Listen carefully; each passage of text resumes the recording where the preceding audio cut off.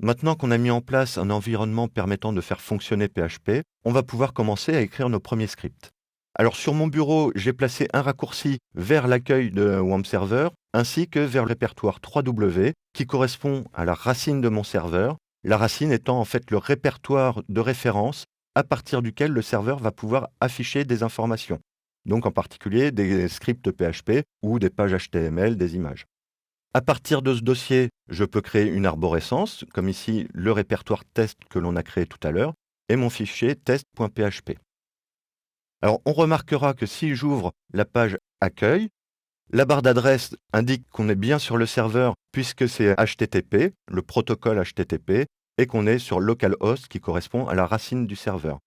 Vous remarquerez qu'ici, on n'appelle pas de page de façon explicite. Dans ce cas, le serveur va aller chercher des fichiers qui ont été prédéfinis et en particulier des fichiers d'index. Donc si on retourne sur le répertoire, en fait, le serveur va afficher ici index.php puisque c'est la page par défaut à afficher.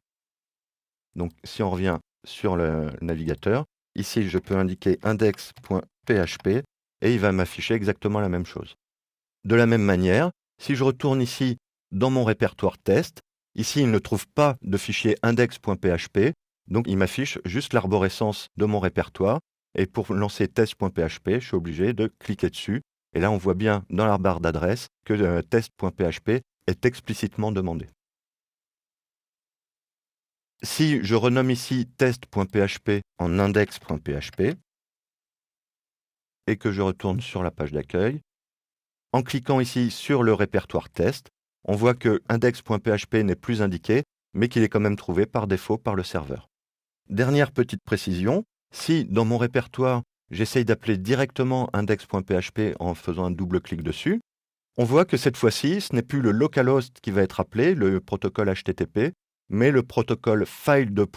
Donc c'est le contenu du fichier texte qui va être demandé. Et donc là, rien ne s'affiche. Et si on regarde le code source de la page, on voit que le contenu du fichier est intégralement reporté dans l'affichage. Bon, rien ne s'affiche dans la mesure où il y a des balises de type XML, mais le contenu du fichier est bien reporté intégralement dans la page. Alors qu'ici, donc si on fait CTRL U ou commande U pour afficher le code source, là on a bien la chaîne qu'on a demandé à afficher. D'autre part, on a vu aussi, alors je reviens sur mon répertoire test, que pour écrire nos scripts, un simple bloc-notes suffit. Donc là, si j'ouvre avec le bloc-notes de Windows, que je modifie la chaîne à afficher et que je mets Hello World, je fais CTRL ou commande S pour sauvegarder. Et donc là, si je clique sur mon répertoire de test, on voit bien que j'ai modifié le contenu à afficher. En revanche, on peut constater aussi que si on l'ouvre avec le bloc-notes, l'interface est relativement austère et c'est pas très facile de s'y retrouver dans le code. Alors évidemment, là, il y a une seule ligne dans mon script, donc c'est pas forcément très gênant.